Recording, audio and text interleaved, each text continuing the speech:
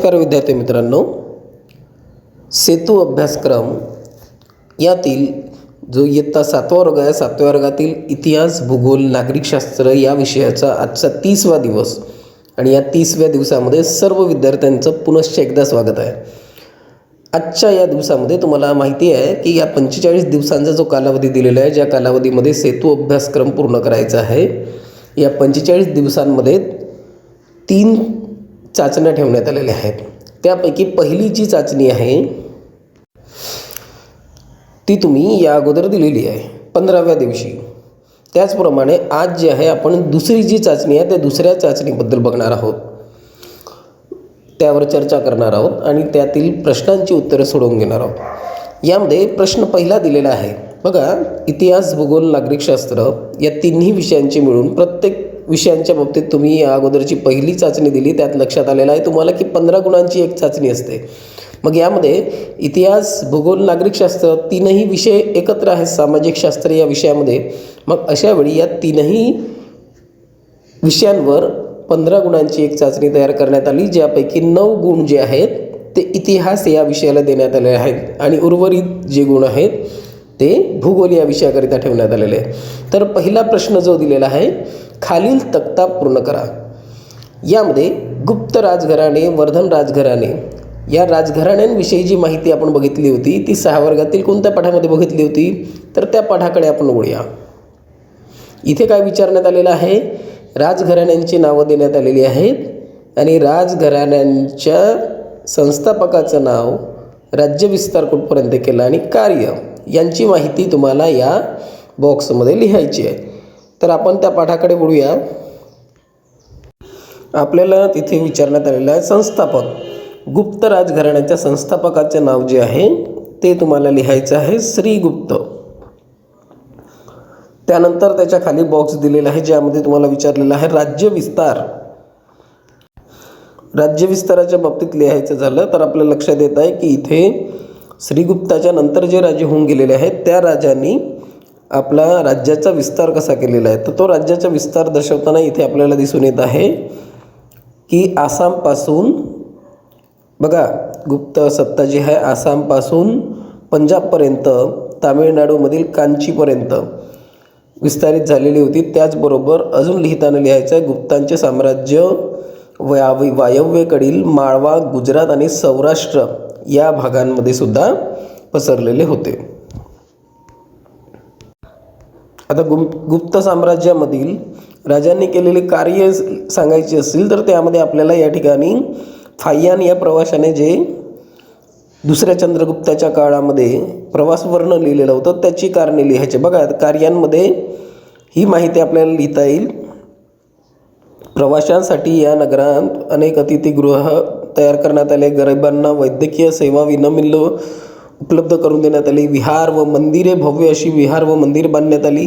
याला थोडे वाक्य बदलवून लिहायचं आहे, ठीक आहे. इथे सरळ सरळ फाय्यान या प्रवाशाने कसं वर्णन केलं होतं ते लिहिलेलं आहे. तुम्हाला यांना बदलवून म्हणजे त्या गुप्त काळ साम्राज्यामध्ये किंवा गुप्त राजांच्या काळामध्ये लोकांना व्यवसाय निवडण्याचे पूर्ण स्वातंत्र्य होते, कुठेही जाण्यास लोकांना मज्जाव नव्हता, सरकारी अधिकाऱ्यांना व सैनिकांना नियमितपणे पगार दिला जात होता. नंतर दुसऱ्या बॉक्समध्ये दिलेलं होतं वर्धन राजघराणे. वर्धन राजघराण्याच्या संस्थापकाचं नाव जे आहे प्रभाकर वर्धन हे दिलेलं आहे. त्यानंतर जो आहे विस्तार, राज्याच्या विस्ताराच्या बाबतीत लिहायचं झालं तर वर्धन साम्राज्याचा विस्तार उत्तरेला नेपाळ, दक्षिणेला नर्मदा नदी, पूर्वेला आसाम आणि पश्चिमेला गुजरातपर्यंत झाला होता, ठीक आहे. नंतर कोणकोणती कामे केलेली आहेत किंवा कार्य आहेत त्या बाबतीत लिहायला गेलं तर या ठिकाणी इथे माहिती आलेली आहे. हर्षवर्धनच्या काळामध्ये चीनी सम्राटासोबत मैत्रीचे संबंध प्रस्थापित केले होते, आपली राजधानी कनौज येथे प्रस्थापित केली आणि व्यापारात त्या काळामध्ये व्यापाराची भरभराट झाली. राज्याच्या उत्पन्नाचा खूप मोठा हिस्सा तो प्रजेच्या हितासाठी वापरत असे आणि दर 5 वर्षांनी तो स्वतःची सर्व संपत्ती प्रजेला दान करत असे. अशा पद्धतीने आपल्याला कार्य लिहिता येतील हर्षवर्धनाच्या काळातील.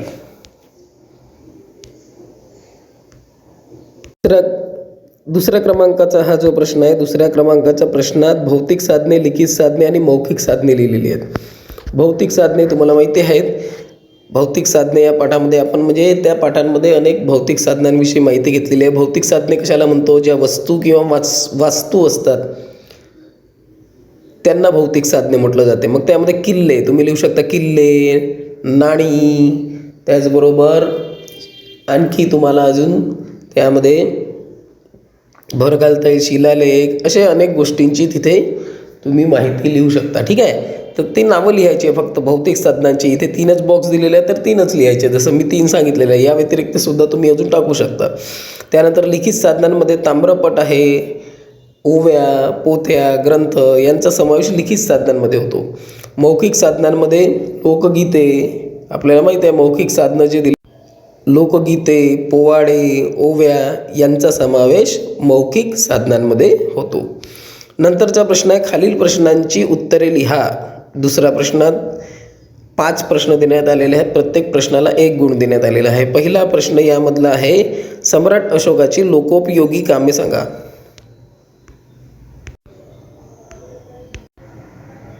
बघा, अशोकाची लोकोपयोगी कामे यात आपल्याला दिसून येत आहे,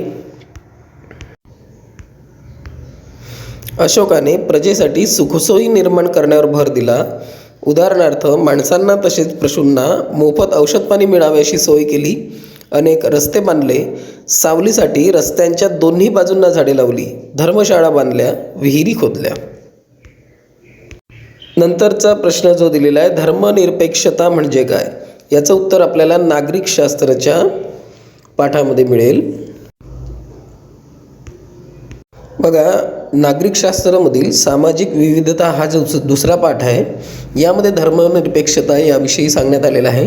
तर धर्मनिरपेक्षतेचे तत्त्व दिलेले आहे आणि आपल्याला विचारलेलं आहे धर्मनिरपेक्षता म्हणजे काय.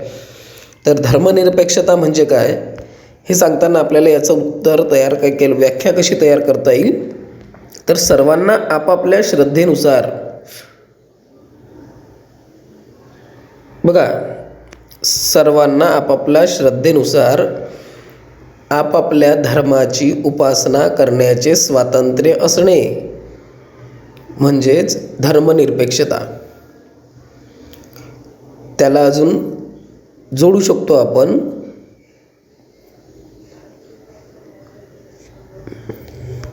की धर्माधर्मांच्या बाबतीत कोणत्याही प्रकारची विविधता न करता किंवा भेदभाव न करता सर्व धर्मांना समान स्वातंत्र्य देण्यालाच धर्मनिरपेक्षता म्हटलं जाते.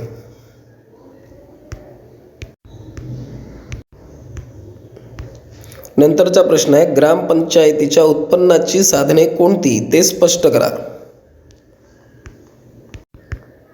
या प्रश्नाचं उत्तर 6 वर्गातील नागरिकशास्त्रामधील जो ग्रामीण स्थानिक शासन संस्था हा जो तिसरा पाठ आहे यामध्ये मिळते. आपल्याला दिसून येत आहे ग्रामपंचायतीच्या उत्पन्नाची साधने, घरपट्टी, पाणीपट्टी, आठवडे बाजारावरील कर, यात्रा कर, राज्य शासन आणि जिल्हा परिषद यांच्याकडून मिळणारे अनुदान, हे सर्व ग्रामपंचायतीच्या उत्पन्नाची साधने आहेत. नंतरचा प्रश्न आहे, भारतीय उपखंड असे कोणत्या प्रदेशाला म्हणतात? बघा, भारतीय उपखंडाविषयी जी माहिती आपल्याला मिळते, अफगाणिस्तान, पाकिस्तान, नेपाळ, भूटान, बांगलादेश, श्रीलंका आणि आपला भारत देश मिळून तयार होणारा भूभाग दक्षिण आशिया या नावाने ओळखला जातो. याच भूभागातील भारत देशाचा विस्तार आणि महत्त्व लक्षात घेऊन या प्रदेशाला भारतीय उपखंड असेही म्हणतात. असं याचं उत्तर पहिल्या पाठामध्ये इथे आपल्याला इतिहासाच्या मिळते. पाठाचं नाव बघा, पहिल्या पाठाचं नाव आहे भारतीय उपखंड आणि इतिहास. 5वा प्रश्न काय आहे, महानगरपालिकेच्या विविध समित्यांची नावे लिहा. या प्रश्नाचं उत्तर 6 वर्गातील नागरिकशास्त्रामधील जो भाग आहे शहरी स्थानिक शासन संस्था या पाठामध्ये मिळते.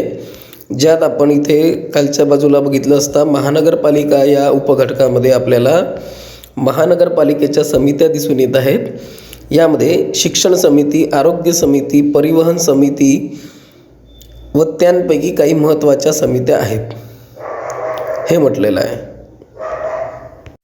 बघा आता आता आपण आलेलो आहोत सामाजिक शास्त्रामधील भूगोल हा जो विषय आहे, या भूगोल विषयाच्या पेपरकडे.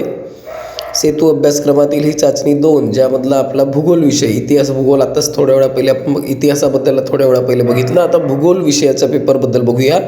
यामध्ये प्रश्न देण्यात आलेला आहे. पहिला प्रश्न आहे, खालील माहिती वाचून उत्तर लिहा. पहिल्या प्रश्नात काय म्हटलेलं आहे, सभा म्हणाली की तिच्या हातात जो खडक आहे तो ज्वालामुखीच्या उद्रेकादरम्यान भूपृष्ठाखालील शिलारस आणि लाव्हारस भूपृष्ठावर येऊन थंड होणे व त्याचे घनीभवन होणे या प्रक्रियेतून निर्माण झालेला आहे. तर सभाच्या हातात कोणत्या प्रकारचा खडक आहे? बघा, या प्रश्नाचं उत्तर आपल्याला खडक व खडकांचे प्रकार हा जो 6 वर्गातील 7वा पाठ आहे यामध्ये मिळतो.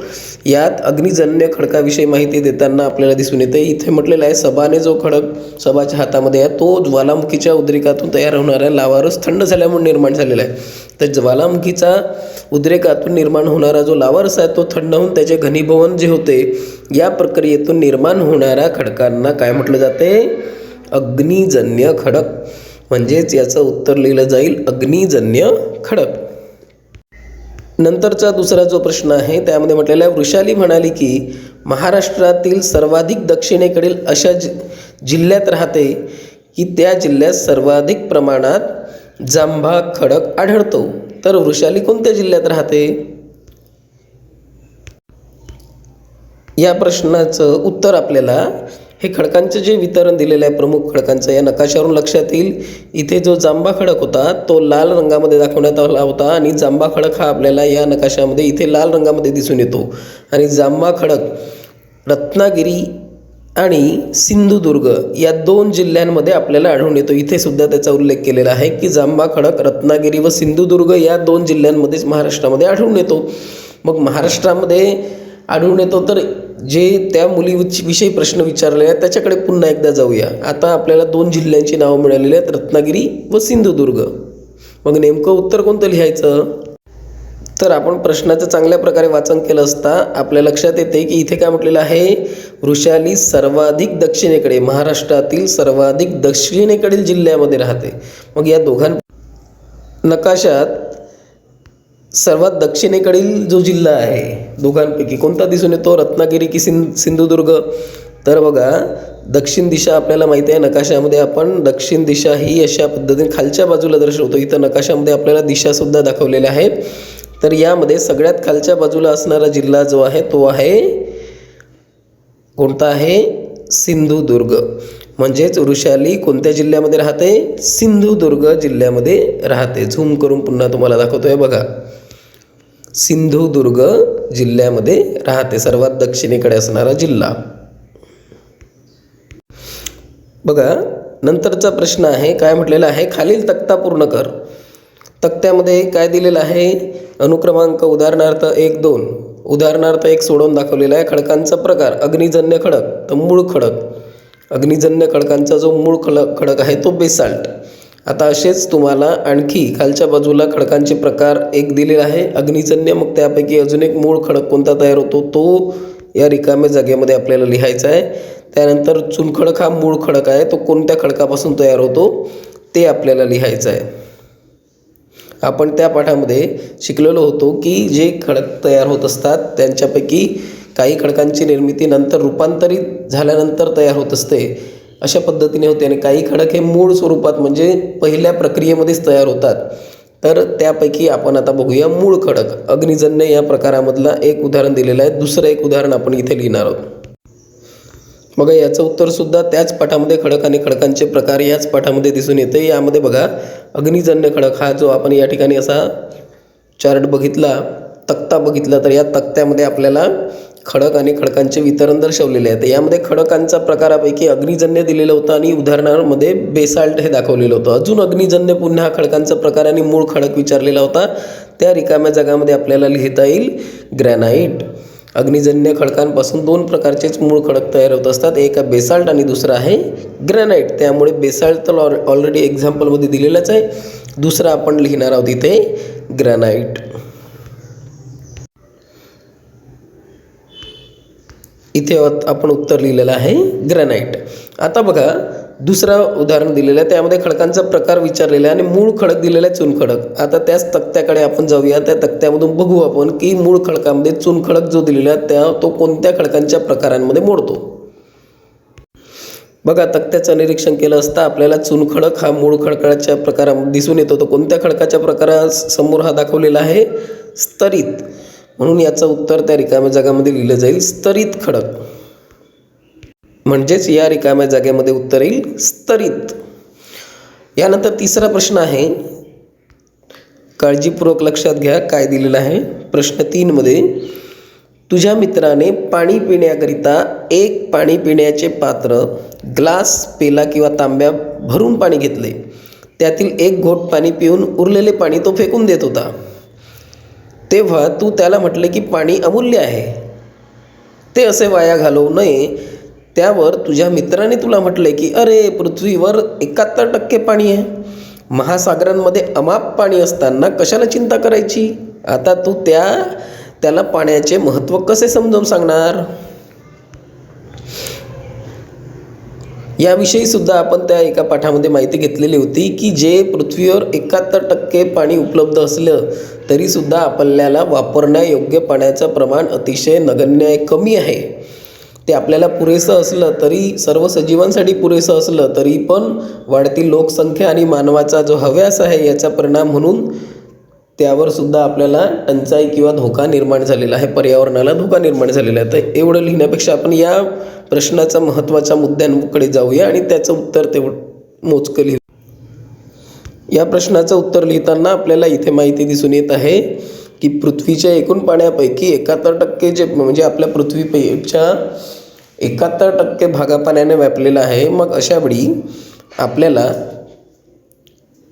एवढं सारं पाणी उपलब्ध असताना पाण्याचा वापर काटकसरीने का करावा, तर याविषयी माहिती आपल्याला लिहिता येईल. पृथ्वीवर मोठ्या प्रमाणात पाणी उपलब्ध आहे. यापैकी काही पाणी वापरण्यायोग्य आहे, बरेचसे पाणी खारट आहे आणि वापरण्यायोग्य पाण्यापैकी अत्यल्प पाणी 0.003 सर्व सजीव वापरू शकतात. परंतु त्याचा अतिवापर केल्यास किंवा अपव्यय केल्यास त्याची टंचाईसुद्धा निर्माण होऊ शकते. त्यामुळे पाण्याचा जपून वापर करणे आवश्यक आहे. सर्वांना पुरेल एवढं पाणी पृथ्वीवर आहे, परंतु त्याचा काटकसरीने वापर करणे आवश्यक आहे.